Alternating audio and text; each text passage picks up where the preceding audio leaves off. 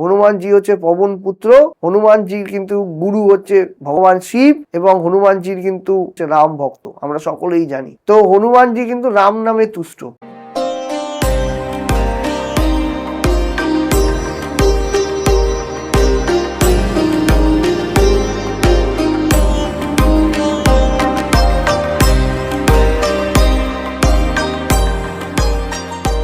নমস্কার দর্শক বন্ধু, আমি জ্যোতিষী রাজদীপ শাস্ত্রী আপনাদের সামনে আজকে যেই বিষয় নিয়ে আলোচনা করব সেটি হচ্ছে সংকট মোচন হনুমানজিকে নিয়ে। অনেকেই আমায় বলেন যে হনুমানজি সম্পর্কে আপনি তথ্য দিন। হনুমানজি হচ্ছে পবন পুত্র, প্রথমেই জানতে হবে হনুমানজি হচ্ছে পবন পুত্র।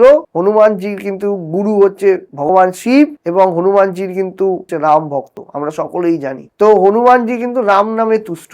এবার আমি বলি, রামজি যখন তাকে নিয়ে লক্ষণকে নিয়ে বনবাসে ছিল সেই সময় কিন্তু তাকে কিন্তু সীতাকে হরণ করা হয়েছিল। হরণ করার ফলে হনুমানজি যখন তার খোঁজে গেলেন সেখানে কিন্তু সীতার সাথে দেখা করে তিনি কিন্তু ফেরার সময় হনুমানজি দেখলেন এক জায়গায় একজনের আর্তনাদ করছে। হনুমানজি গিয়ে দেখছেন সেই ঘরে ভগবান স্বয়ং শনিদেব রাবণের হাতে বন্দী হয়ে বসে আছে। তিনি কিন্তু হনুমানজি কিন্তু শনিদেবের সামনে গিয়ে হনুমানজি কিন্তু শনিদেবকে মুক্ত করলেন। মুক্ত করার পরে শনিদেব কিন্তু হনুমানকে আশীর্বাদ করলেন, যিনি হনুমানজির পুজো করবেন তিনি কিন্তু আমার শনির কুদৃষ্টি থেকে বাঁচবেন, শনির বক্র দৃষ্টি থেকে মুক্ত লাভ করবেন। তো ঘটনাটা হচ্ছে যে আপনারা কি করে হনুমানজির কৃপার দ্বারা জীবনে শনির বক্রগতির ফল থেকে মুক্ত হতে পারবেন, বক্র দৃষ্টির প্রভাব থেকে মুক্ত হতে। শনির কিন্তু বক্র দৃষ্টি ভয়ঙ্কর ব্যাপার। তো ঘটনাটা হচ্ছে যে হনুমানজি হচ্ছে সংকট মোচন, হনুমানজি কিন্তু পবন পুত্র। দেখবেন হনুমানজির যখন আপনারা মন্দিরে যাবেন তখন অনেকে গিয়ে দেখছি হনুমান মন্দিরে গিয়ে বজরং বাণ পাঠ করছে, হনুমান চালিসা পাঠ করছে, সেগুলো অবশ্যই করবেন। এবং হনুমান চালিসা পড়ার একটা নিয়ম আপনাদের বলে দিচ্ছি। হনুমান চালিসার পড়ার শেষে দেখবেন লেখা আছে তুলসী দাস সদা হরি চেরা কি যে নাথ হৃদয় মোহ ডেরা। মানে তুলসী দাস মানে নিজে যে লিখেছে ওই হনুমান চালিসা, ওখানে তুলসী দাসের জায়গায় নিজের নাম বলবেন, কারণ আপনি তো তুলসী দাসের হয়ে পুজো করছেন না, আপনার নিজের নাম বলবেন সেখানে। এটা কিন্তু অনেকে জানেন না, অনেকে ভুল করেন। তো এটাতে কিন্তু হনুমান চালিসার ফল কিন্তু আপনারা পান না। তাই জন্য সেখানে নিজের নাম বলবেন, বলে কিন্তু উচ্চারণ করবেন। হনুমান মন্দিরে গিয়ে রাম নাম উচ্চারণ করবেন, হনুমানজিকে বলবেন রাম রাম বলবেন, কারণ তিনি তার প্রভুর ধ্যানে মত্ত।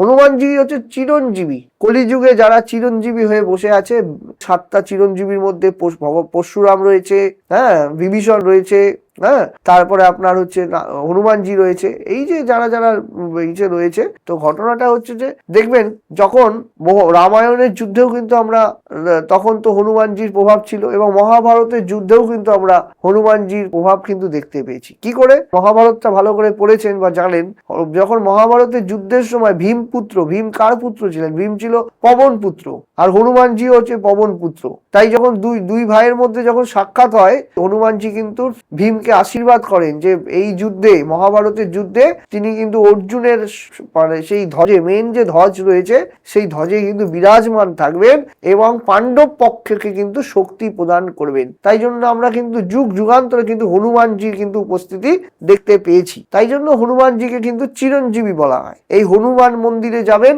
হনুমান মন্দিরে গিয়ে গরিব দুঃখীকে, আশেপাশে গরিব দুঃখীকে কিছু দান করবেন। একটা নিয়ম আপনাদের বলে দিই, মন্দিরে যাওয়ার সময় দান করবেন, মন্দির থেকে ফেরার সময় কিন্তু দান করতে নেই। আর দানের ক্ষেত্রে এই বিষয়টা মাথায় রাখবেন। আপনি মন্দিরে যখন যাচ্ছেন তখন দিয়ে যাবেন, ভগবানের কৃপা যখন পেয়ে যাবেন সেই কৃপা নিয়ে বাড়িতে চলে আসবেন, তখন কেউ আপনার কাছে কিছু চাইলেও দেবেন না। মন্দিরে যাওয়ার সময় দিন, কেউ গরিব দুঃখী আপনার কাছে টাকা চাইছে, কাউকে কিছু খাওয়াবেন, সে দেবেন, কিন্তু দানের কিন্তু নিয়ম ভুল করলে কিন্তু অশুভ প্রভাব পড়ে, তাহলে আপনার পূর্ণ ফলটা কিন্তু তার কাছে কিন্তু চলে যায়। এটা কিন্তু মাথায় রাখবেন। তো ঘটনাটা হচ্ছে যে হনুমানজির পুজো করবেন, হনুমান মন্দিরের পাশে দেখবেন অনেকেই হনুমান মন্দিরের পতাকা বাড়িতে নিয়ে আসে, খুবই ভালো, উত্তম। এবং আরেকটা জিনিস করতে পারেন, হনুমান মন্দিরে যদি লাগোয়া কোনো অশ্বত্থ গাছ থাকে, কোনো পিপল ট্রি যাকে বলা হয়, হ্যাঁ, এই পিপল ট্রি যদি থাকে, অশ্বত্থ গাছ থাকে, পাকুড় গাছ থাকে, বট পাকুড় থাকে, তবে এদের পাতা একটা তুলে আনবেন, সেখান থেকে মেটে সিঁদুর দিয়ে একটা স্বস্তিক চিহ্ন আঁকবেন মন্দিরে বসেই, এবং দুপাশে রাম রাম লিখবেন। লিখে 3টে পাতা হলুদ কাপড়ে বেঁধে বাড়িতে নিয়ে আসবেন, এপাশে করে নিয়ে এসে আপনি ক্যাশ বাক্সে বা গুরুত্বপূর্ণ আলমারিতে রেখে দিন। এবং 2 সপ্তাহ পরে পরে সেটি প্রবাহিত জলে ভাসিয়ে দিন। তাতে দেখবেন হনুমানজির কৃপা কিন্তু আপনার জীবনে বৃদ্ধি পাবে, আপনার জীবনে কিন্তু ভয় নাশ হবে, শত্রু নাশ হবে। হনুমানজি একটা কাজ করতে পারে, যাদের বিভিন্ন তন্ত্রের দ্বারা ক্ষতি করা থাকে, টুকটাক করা, লোকের ক্ষতি করা, নানা রকম লোক করে থাকে অশুভ কাজ। এই হনুমানজির যদি কৃপা থাকে আপনার কিন্তু এই অশুভ দোষ কিন্তু মুক্ত হয়, আপনার জীবনে কিন্তু পজিটিভিটি বৃদ্ধি হয়, এটা কিন্তু মাথায় রাখবেন। তারপর দ্বিতীয় নম্বর কথা কি করবেন, হনুমানজিকে কিন্তু সবসময় রাম রাম বলে কিন্তু সম্বোধনা করুন, কারণ আমরা কিন্তু অভিবাদন জানাই, কেউ আসলে তাকে কিন্তু স্বাগত করি, রাম রাম নাম বললেই কিন্তু হনুমানজি সন্তুষ্ট।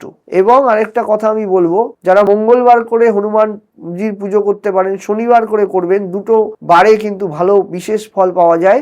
এবং সংকট মোচন হনুমানজি বা পঞ্চমুখী হনুমান, এদের কিন্তু তান্ত্রিক প্রয়োগ রয়েছে। কি প্রয়োগ রয়েছে, যাদের শত্রুতা হয়েছে, বাড়িতে নানা রকম ভাবে ক্ষতি করা আছে, নানা রকম ভাবে কোনোভাবে উন্নতি হচ্ছে না, আপনার পাশের বাড়িতে বিশাল উন্নতি, আপনার বন্ধু বান্ধবরা এগিয়ে গেছে, আপনি এগোতে পারছেন না, শত্রুতা হচ্ছে প্রচন্ড, আপনি যেন পিছনেই পড়ে আছেন, রোগ জ্বালায় জর্জরিত, তখন কিন্তু সংকট মোচন হনুমানজির প্রয়োগ, তা তান্ত্রিক প্রয়োগ কিন্তু আমরা করি। সেই প্রয়োগ করে নিলে আপনার জীবনে কিন্তু শুভত্বের বৃদ্ধি হবে, শুভত্বের সঞ্চার হবে। হনুমানজির পুজো করলে এবং তার সাথে সাথে যন্ত্রণ প্রয়োগ করলে জীবনে কিন্তু সফলতা আসবে, নিশ্চিত সফলতা আসবেই, এটা কিন্তু আমি গ্যারেন্টি দিয়ে বলতে পারি। এবার ব্যাপার হচ্ছে যে যারা প্রভূত সমস্যায় জর্জরিত আছেন তারা কিন্তু অবশ্যই বুকিং নাম্বারে যোগাযোগ করবেন। আমার একটা পরামর্শ আপনার জীবন বদলে দিতে পারে। ধন্যবাদ, নমস্কার।